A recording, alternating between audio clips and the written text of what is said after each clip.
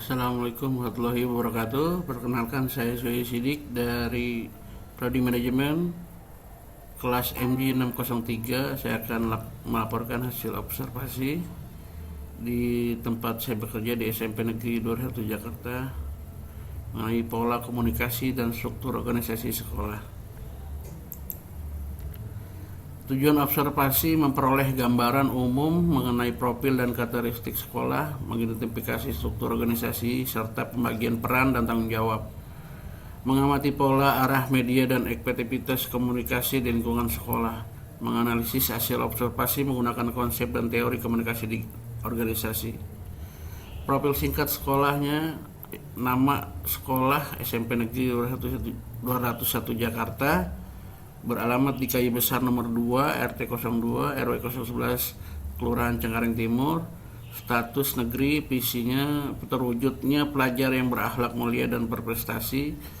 Jumlah warga sekolah: 1 kepala sekolah, 32 guru, 9 tenaga kependidikan, dan 781 peserta didik. Karakteristik unggulannya menciptakan sekolah yang bersih dan nyaman. Berikut struktur organisasi sekolah: ada kepala sekolah, komite sekolah dan kasat PLTU, wakil kepala sekolah bidang kurikulum, wakil kepala sekolah bidang humas dan kesiswaan, wakil kepala sekolah bidang sarpras, staf kurikulum, staf kesiswaan, staf sarana prasarana, guru dan wali kelas, dan terakhir siswa dan siswi. Gambaran pola komunikasi. Komunikasi vertikal ke bawah: kepala sekolah menyampaikan kebijakan, instruksi, informasi program, dan evaluasi kepada guru serta tenaga kependidikan. Komunikasi vertikal ke atas: guru dan staf menyampaikan laporan, masukan, kendala, serta usulan kepada pimpinan.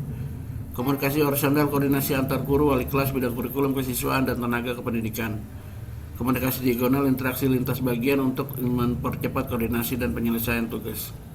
Media komunikasi yang digunakan: rapat resmi dan rapat koordinasi, briefing, pembinaan, dan pertemuan rutin, surat dinas, disposisi, papan pengumuman, dan dokumen resmi.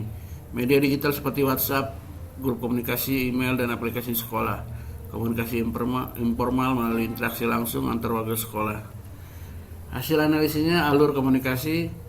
Komunikasi formal mengikuti struktur organisasi sehingga tanggung jawab dan kewenangan relatif jelas. Pola komunikasi cenderung menggabungkan model vertikal dan horizontal.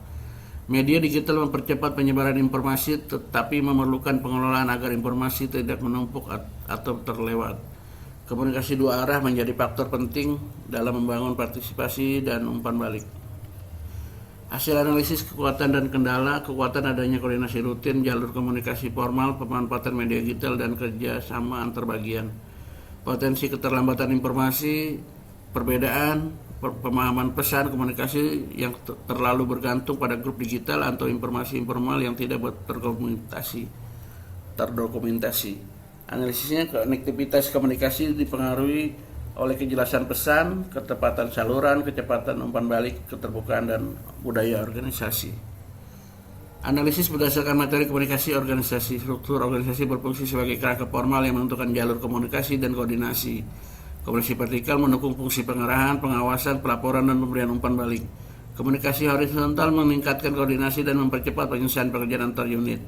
Komunikasi informal dapat memperkuat hubungan sosial namun perlu diseimbangkan dengan komunikasi formal agar informasi tetap akurat.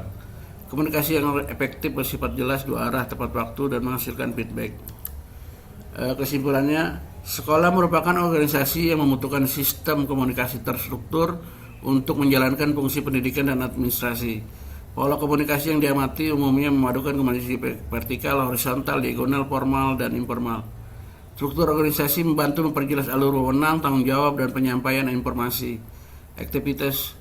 Efektivitas komunikasi sangat menentukan kualitas koordinasi, pengambilan keputusan, dan pencapaian tujuan sekolah.